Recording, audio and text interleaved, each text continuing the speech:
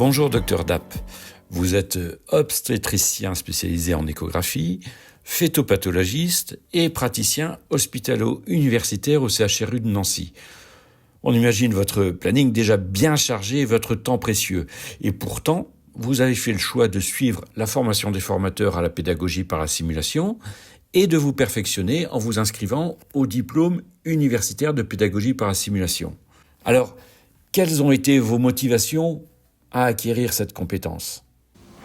Ma motivation principale, c'est que tout au cours de mon internat, j'avais déjà réalisé de nombreuses séances de simulation et j'avais à mon tour envie d'en faire profiter les internes, mais pas que les internes, les étudiants en médecine, donc externes, les internes en spécialité, en obstétrique en particulier, mais aussi les collègues autour de nous sur différentes modalités. Donc j'avais envie de me renforcer et d'apprendre comment acquérir ces compétences pour réaliser ces séances de simulation.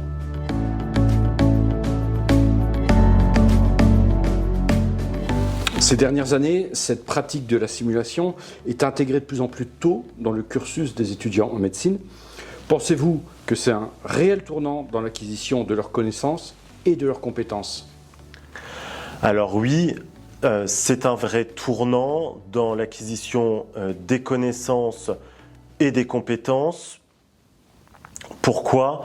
Parce qu'aujourd'hui, on se rend bien compte, surtout dans ma spécialité qui est l'obstétrique, qu'on ne peut plus faire comme il y a quelques années, c'est-à-dire l'apprentissage qui existe toujours, évidemment, mais au contact immédiat des patientes. Il y a toujours des choses, évidemment, qui doivent s'apprendre au contact des patientes, mais on voit bien qu'un accouchement, par exemple, une salle d'accouchement où il y a la sage-femme, l'étudiant en maïeutique, l'obstétricien de garde, l'interne, l'étudiant en médecine, c'est des choses qui ne sont plus souhaitables.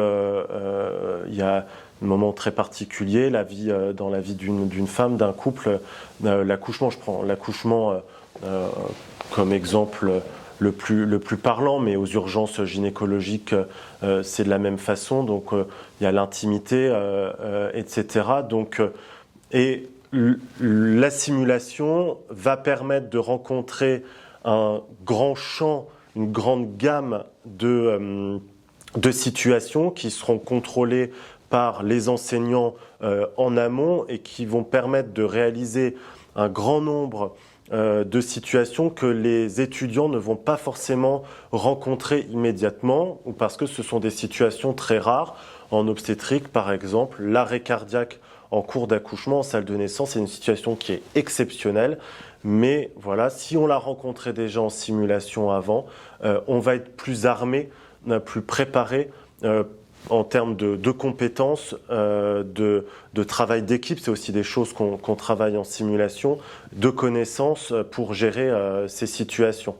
Donc oui, et c'est de plus en plus tôt et c'est tout à fait souhaitable parce que ça permet d'arriver en stage avec un certain nombre de connaissances qui sont déjà acquises. Et je pense que d'un point de vue de travail sur soi, de stress, d'émotion, quand on arrive devant une situation qu'on a déjà vue en simulation, on est beaucoup mieux armé émotionnellement notamment.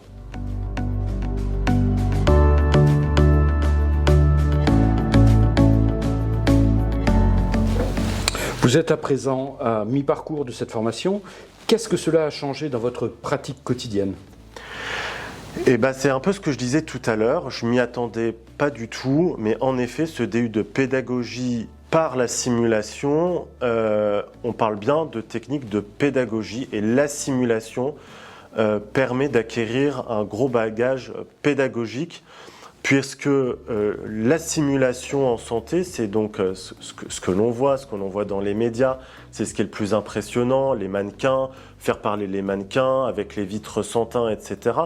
Mais ce que l'on comprend dans ce DU, c'est que cette simulation, c'est un prétexte pour le débriefing qui a lieu après et tout le bagage pédagogique que l'on va transmettre, que l'on va échanger avec les étudiants. Et ça, je l'ai compris au cours de ce DU, et c'est bien cette séance de débriefing qui est la plus importante. Et ce débriefing, en fait, on peut le faire en garde avec un étudiant, l'externe, l'interne de garde, sur tous les sujets qu'on l'on va rencontrer dans la garde, et c'est quelque chose en effet que j'essaye de m'astreindre maintenant, notamment des exemples tout simples comme transmettre une information par téléphone. Bah voilà, c'est des choses aussi qui peuvent s'apprendre. On peut le faire en simulation, mais on peut aussi débriefer la situation immédiatement en garde après une situation clinique, et c'est ce débriefing qui va permettre l'apprentissage.